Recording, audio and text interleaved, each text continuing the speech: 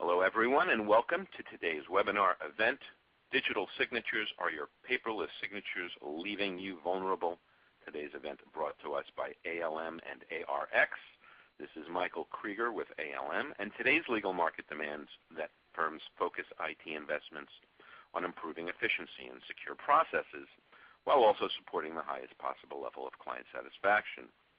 Signature automation tools are making an impact on the industry, enabling lawyers and other legal professionals to skip the time-consuming process of reverting otherwise automated processes back to paper just for the sake of obtaining signatures. But without an understanding about the technology behind automated signing solutions and the regulations pertaining to them, your firm could be left vulnerable, and that's what we're going to talk about today. We have on our panel of experts today John Marchioni and Elia Fishman. Before we get going, let me remind you, today's webcast is completely interactive, incorporates many social networking tools as well. You can tweet or post information to social media sites, blogging platforms, etc. right from the console. Just scroll along the bottom of the screen and click on the Share This widget. We are going to have some interactive live polling questions. When you see them, just complete the poll and hit the Submit button. We'd greatly appreciate that. Also, if you have a question for one of our speakers, just hit the Ask a Question button located on your console. We'll get to your question during the event or during the live Q&A at the end.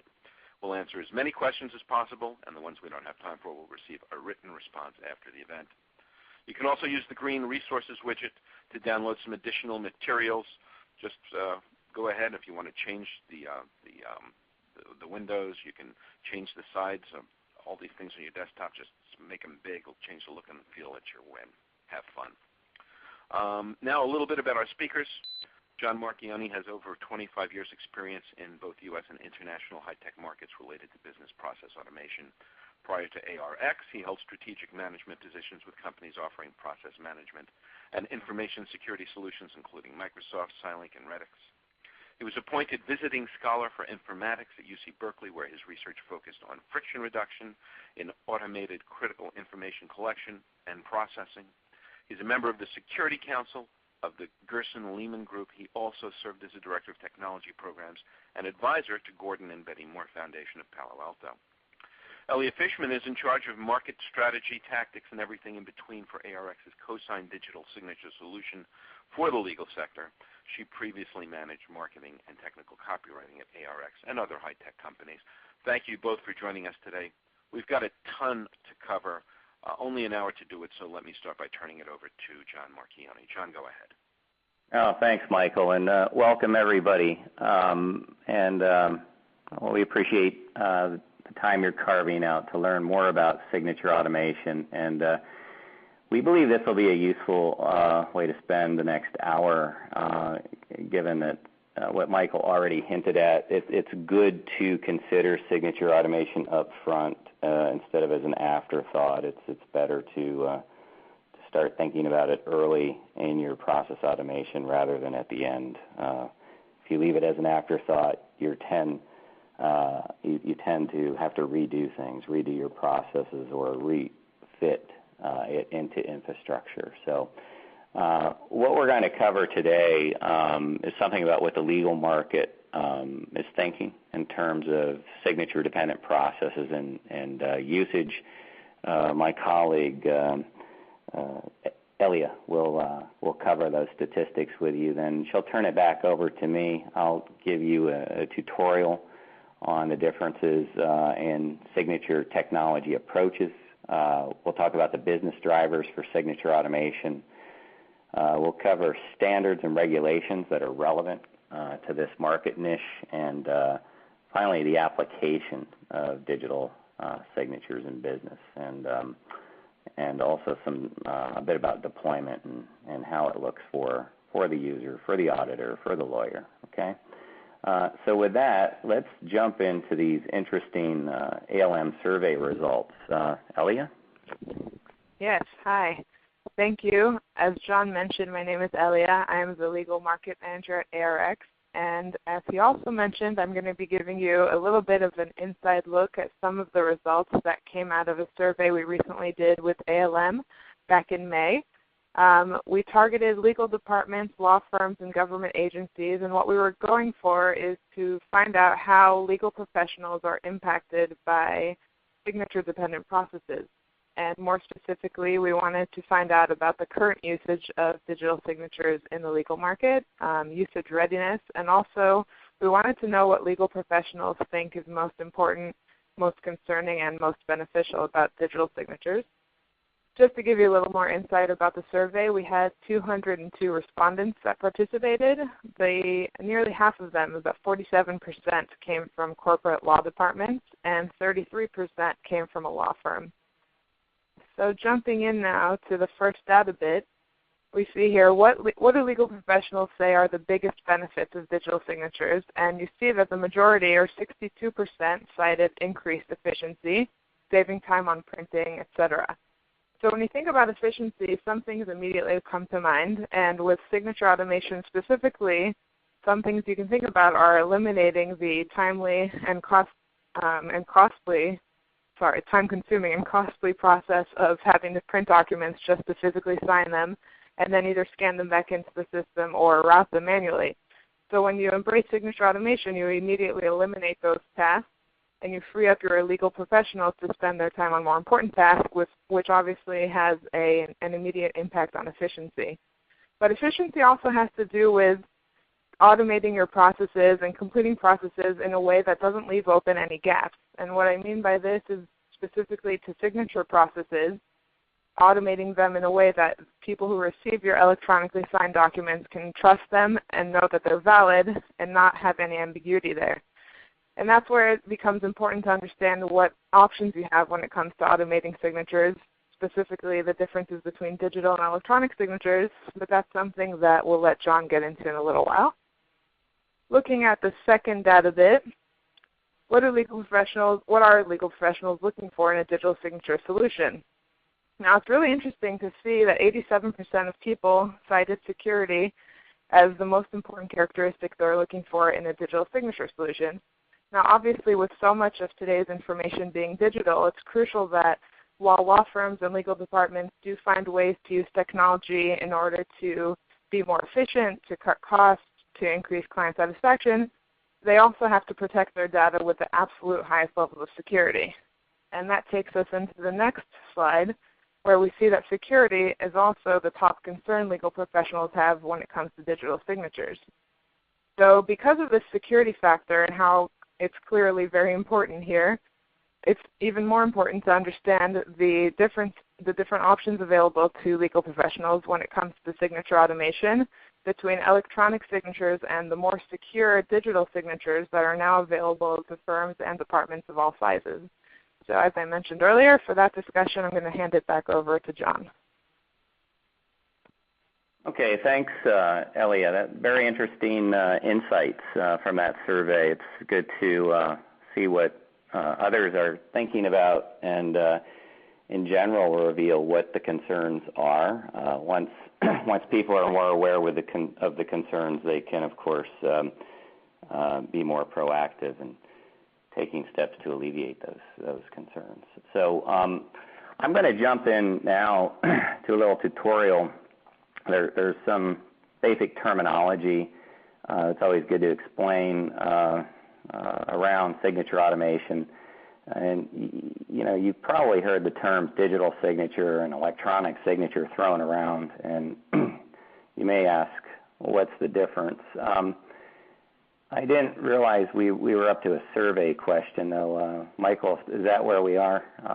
Yeah, we can do that. Why not? Let's put everyone in the audience to work with our first polling question of the day, and that is, what type of organization are you associated with? We'll make this an easy question. You probably know the answer to this one. Are you with a firm, a corporate legal department, government agency, or something else? And while we're waiting for our attendees to do that, what is the big difference between digital and electronic signatures, John? Yeah, so electronic signature is a term that's really broadly used to cover any type of signature automation, from things like click here to sign to I'm going to paste an image of my handwritten signature on the document, to proprietary click wrap envelopes.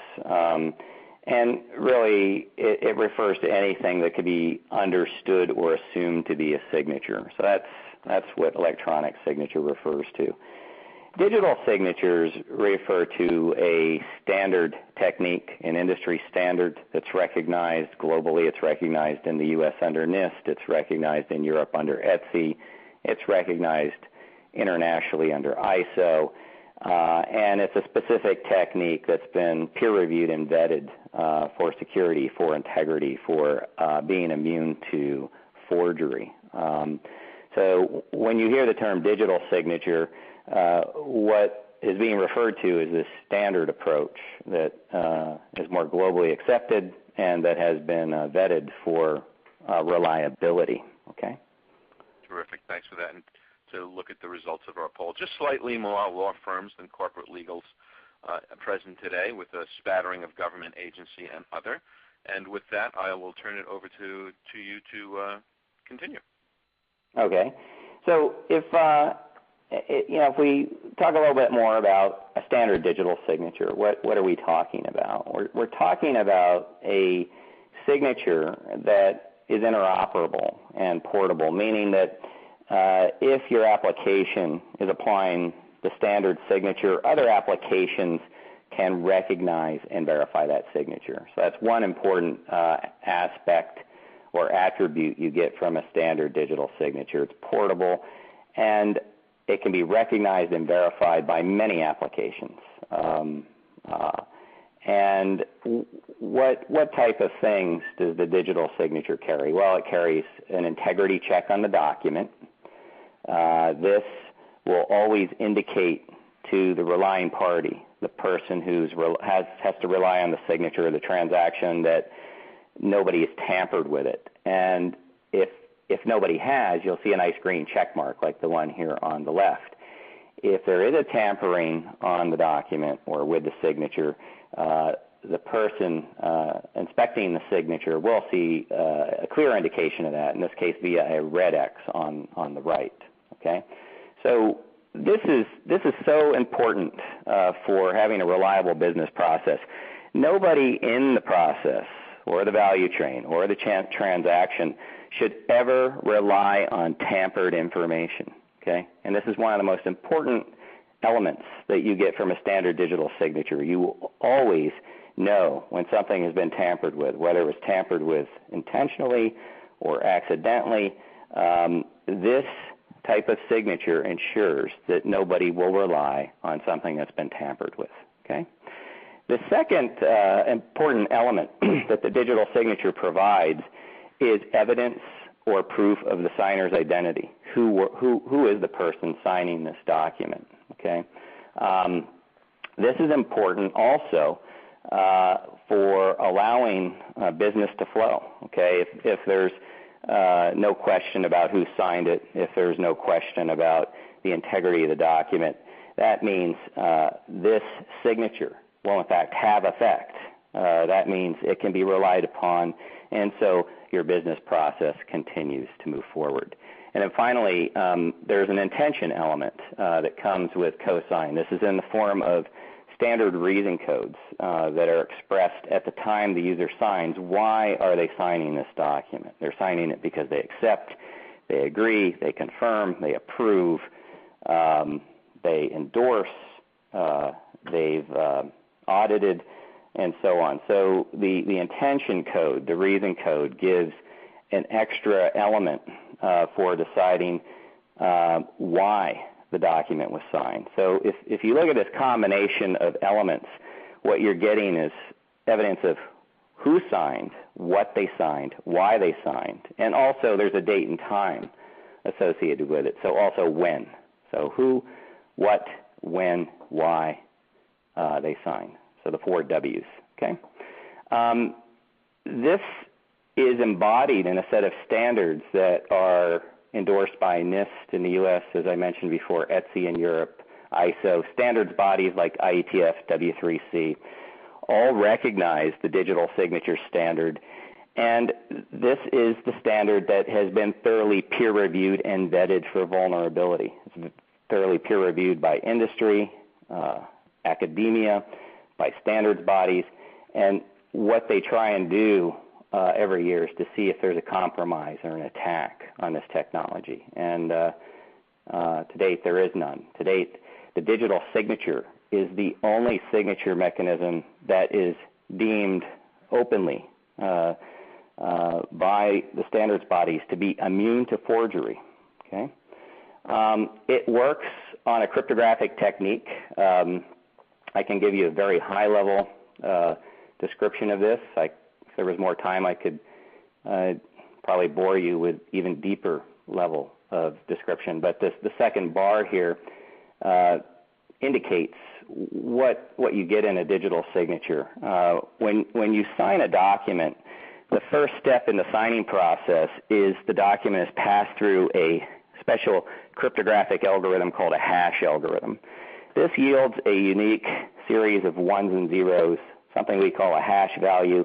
You can think of it as a digital fingerprint or the digital DNA of the document.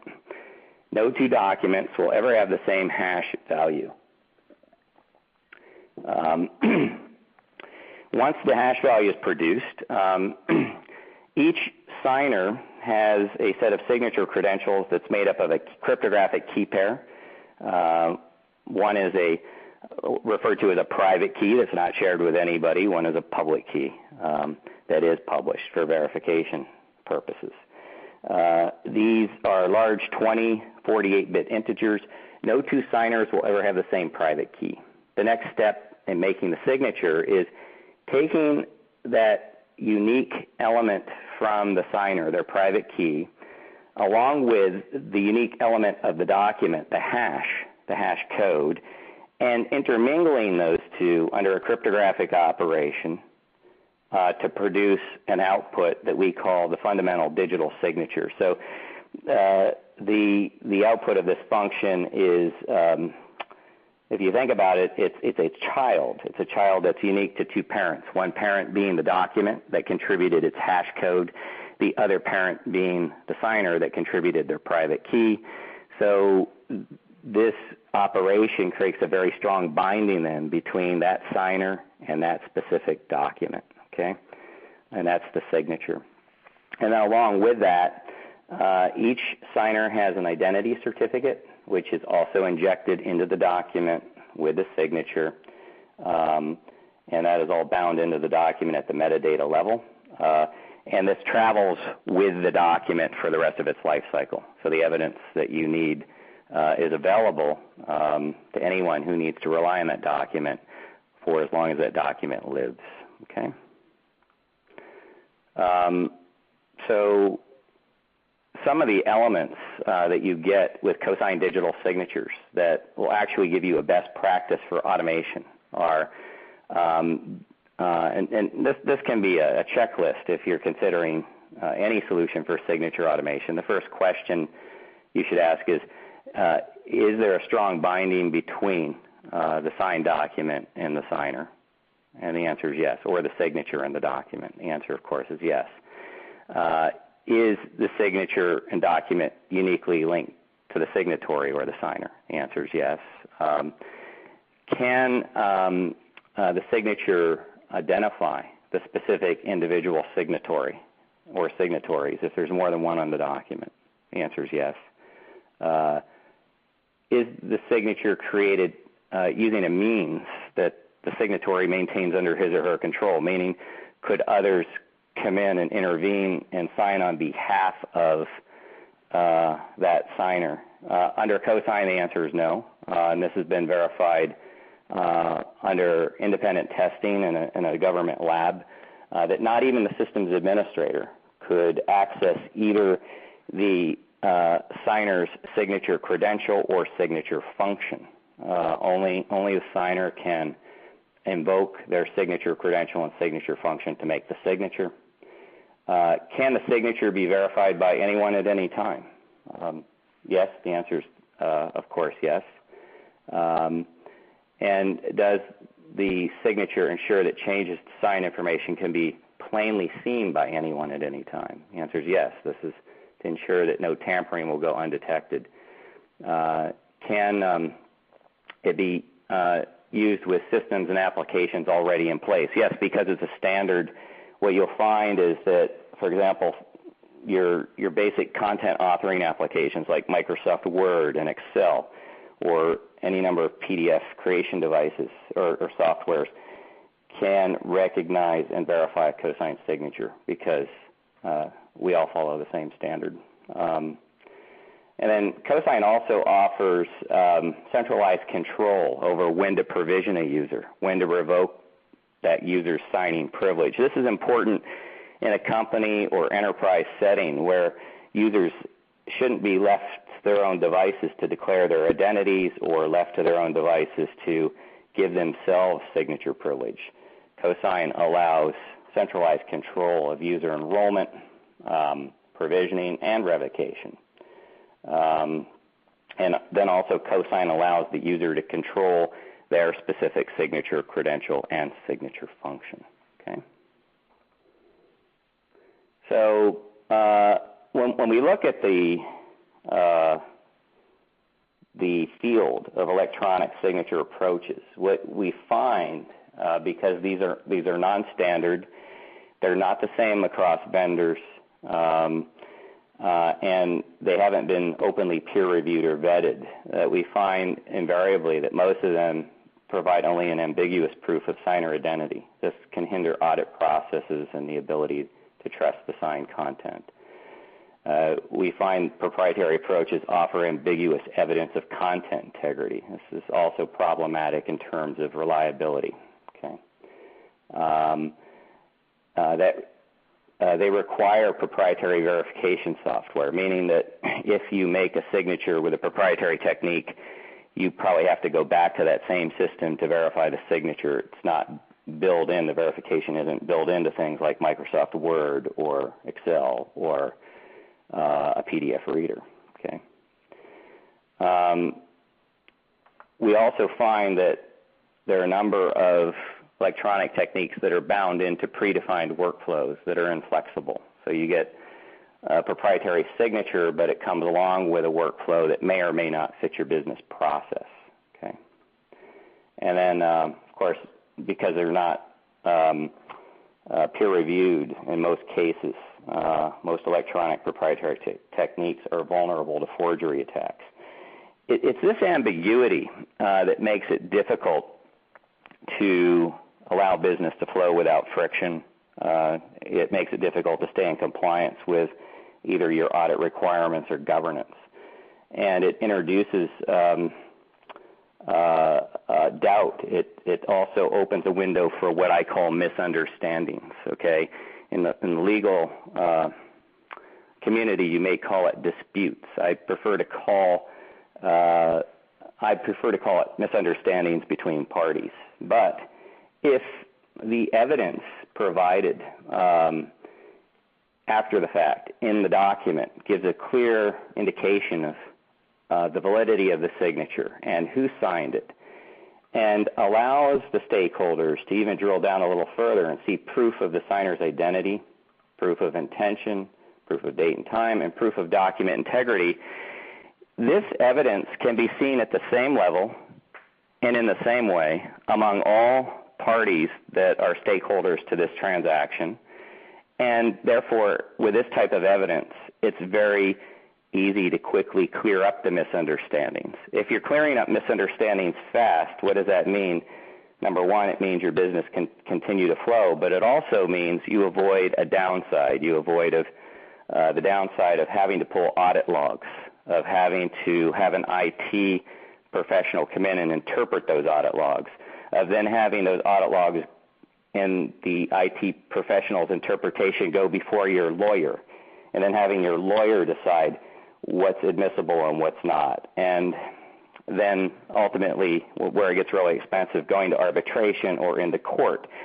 So if you have the evidence available in a way that is easily understood by the stakeholders, it is a great component of the service for preventing misunderstanding, but also for easing things like passing audits and anything related to regulatory compliance. Okay, these types of things actually make you compliance ready. Okay. So, what are the business drivers for signature automation?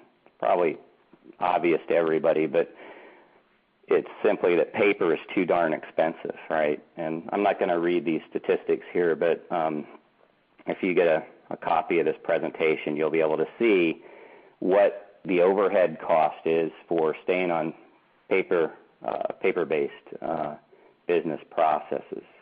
And it's important to not just automate to get off paper, but do it in a way that gives you that control, that reliability, that integrity, and that kind of that prevention of misunderstanding type of service, right? Anybody can automate. Anybody can click here to sign. The question is, once you've automated, did you lose control of the process? Is the integrity maintained? And the answer is, well, if you're not using digital signatures, not always. Okay. There was another survey done by AIM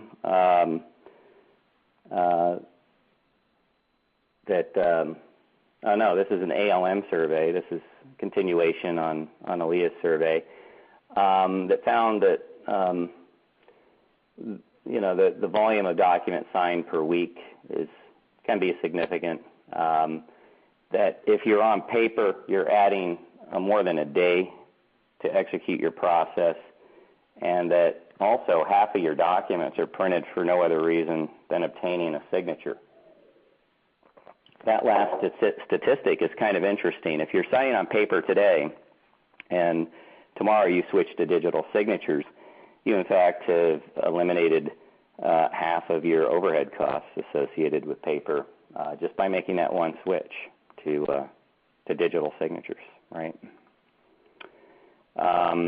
Okay, so here are some AIM statistics, not unlike the ALM statistic. This involved 389 respondents.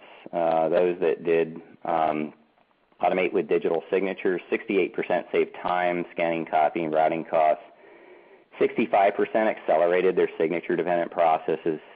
53% saved paper handling costs. 81% reached a return on investment, meaning the solution paid for itself in under 12 months. And 25% got a full payback within 90 days. So it says a lot about how signature-intensive businesses are, but we don't always think about it, or if we do think about it, we think about it as an afterthought in process automation. So it's good you're taking some time today to think about it up front. Okay, could result in a lot of efficiencies. So let's talk a little bit about standards and regulations related to signature automation. I've already pointed out there are a number of standards in the U.S. and internationally under NIST and ETSI and ISO. There are also a number of standards, and it's the same standards that are followed by the software community, mainly W3C and IETF OASIS, but also large application vendors, independent software vendors like Microsoft and Adobe and many others follow these standards. So when the market is following standards, it creates economies for everybody, right? We're not all chasing an independent approach, but we've decided to unify under one approach that's not only reliable, but streamlines things, because a signature made by cosign, for example, can be easily recognized and verified by an application that Microsoft has installed on your desktop or in the cloud. And the same for Adobe. A cosign signature is easily recognized and verifiable by Adobe applications and many others. Okay, so a lot of it to be said for economies. Then there are industry-specific regulations that touch on signature automation, things like the FDA, their Title 21 CFR Part 11, that pharmaceutical companies and medical device companies need to comply with, U.S. Department of Health and Human Services, USDA, Justice, HIPAA, SOX, and so on. All of these touch on elements of what the signature needs to provide in terms of reliability and integrity within the process. Okay? And then finally, at the government level, at the sovereign level, in the U.S. we have two statutes. One is e-sign, which is a federal statute. The other is UETA, Uniform Electronic Transaction Act. These are the fundamental regulations that give legal force and effect to digital signatures in the U.S., both at the state and federal level.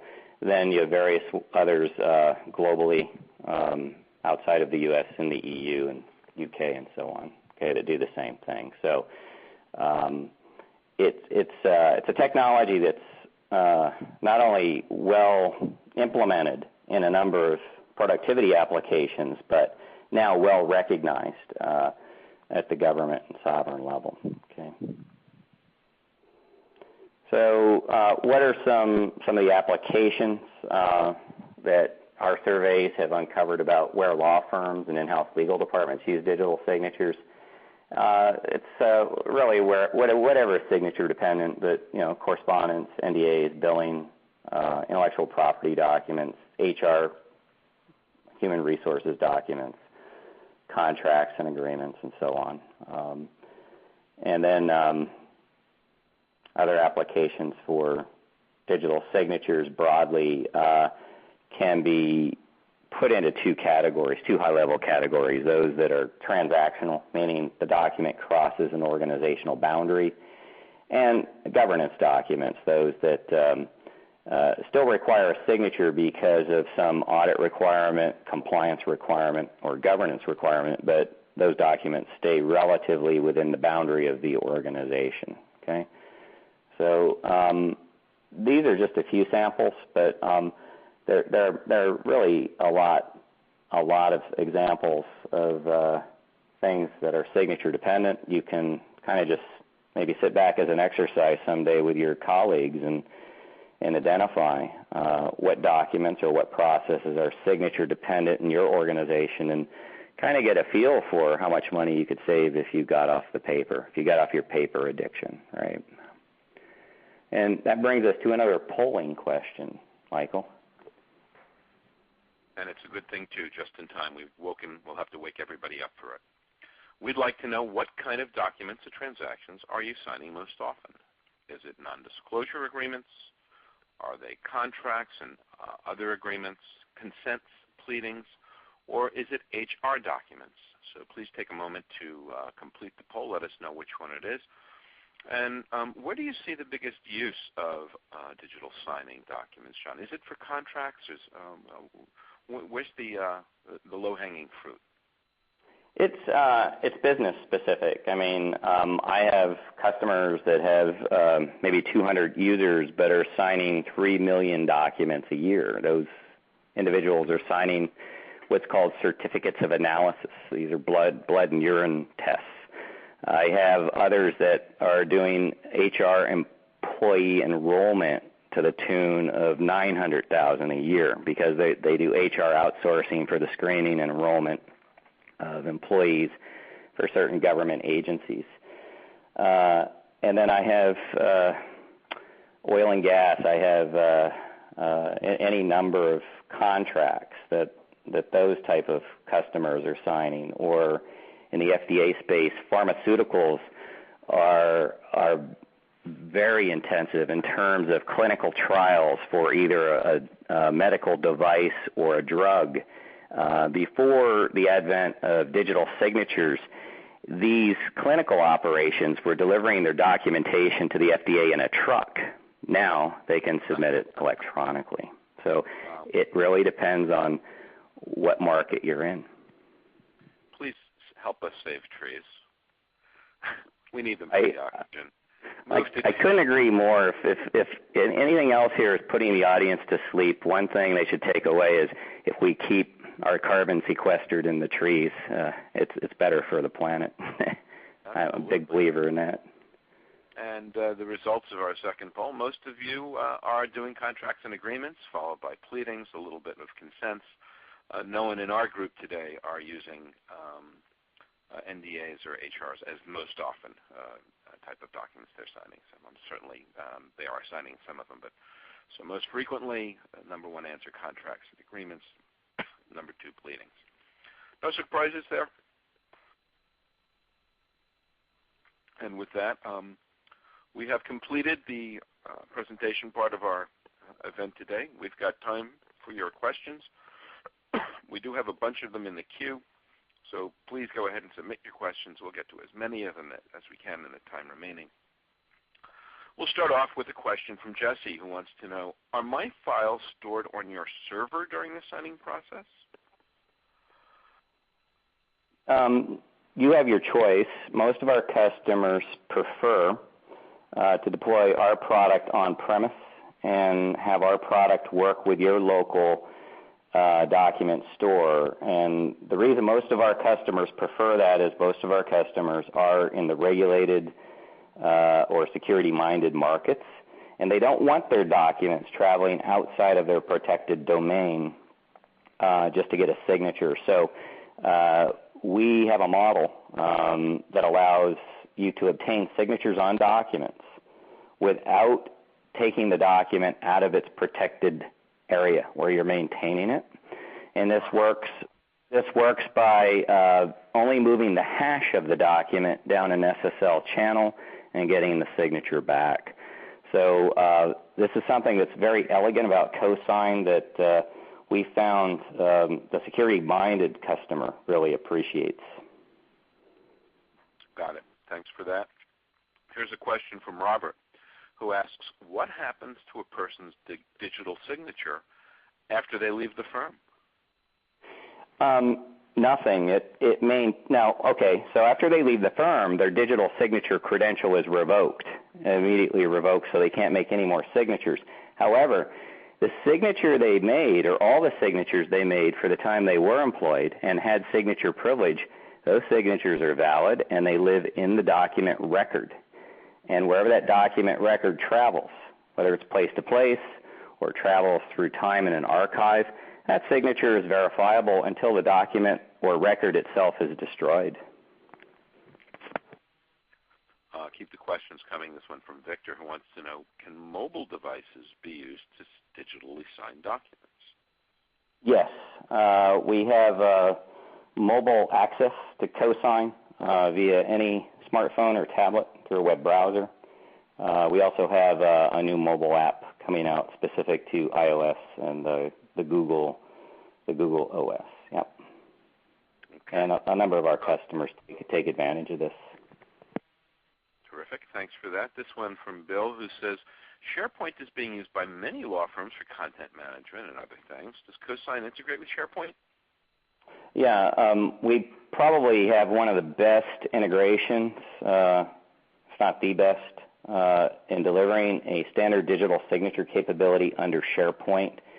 I believe today we're the only ones that can allow you to natively sign PDFs, for example, in a SharePoint environment. And 50% of our business is SharePoint related. So thank you, Microsoft, for leaving us that opportunity.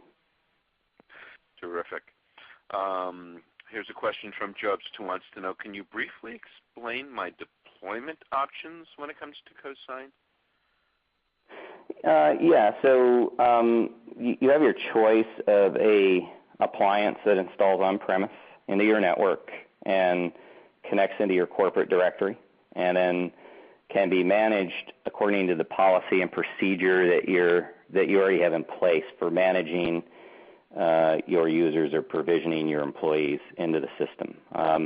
That deployment takes about 90 minutes. Okay.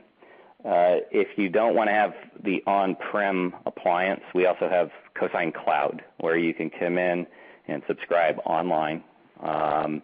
And in both cases, you don't have to move your documents out of your domain. You can still use Cosign Cloud and not have to move your document out. So Cosign Cloud is recommended if you have 20 or less users. If you have 25 or more, we recommend the on-prem. Cosign Cloud is a subscription-based. It's monthly or yearly. The on-prem is a capital purchase. It's a one-time fee. Got it. We just have a couple more questions. This one from Sean, who wants to know, are there any file types that can't be signed with a digital signature? So there are a number of file types that will recognize natively digital signatures. Okay, so those include Word, Excel, Outlook emails, InfoPath, Autodesk AutoCAD, Bentley MicroStation, Lotus Forms, PDF, PDFA, TIFF, and XML, and there are even many more. But say, for example, you do have an odd document type like Notepad. There's one that wouldn't recognize a digital signature natively. What you can do is we have a virtual signing feature with inside cosign. If you want to sign your Notepad document, for example, the user selects that, and what that feature does is it distills the Notepad document into a PDF and at the same time applies a digital signature to it. Mm-hmm. Okay.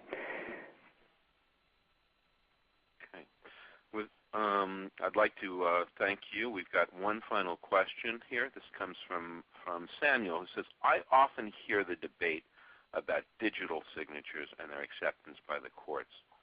Are they accepted? Yeah, we monitor this really closely. We have not yet seen any judge or arbitrator having to rethink the logic under the statutes, under e-sign or UEDA, to write an opinion whether the digital signature is acceptable or not. Not one.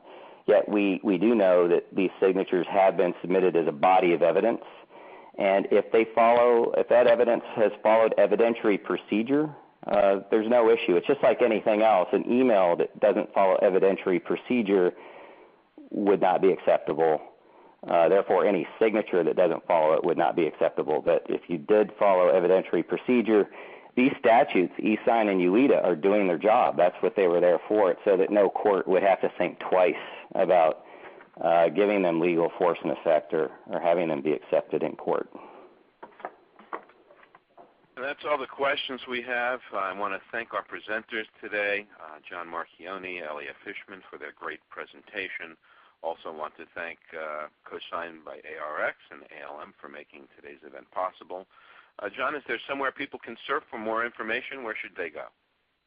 Yeah, please visit us at www.arx.com. We have a number of white papers. We have case studies. We have nice demos. We have a free trial if you want to kick the tires.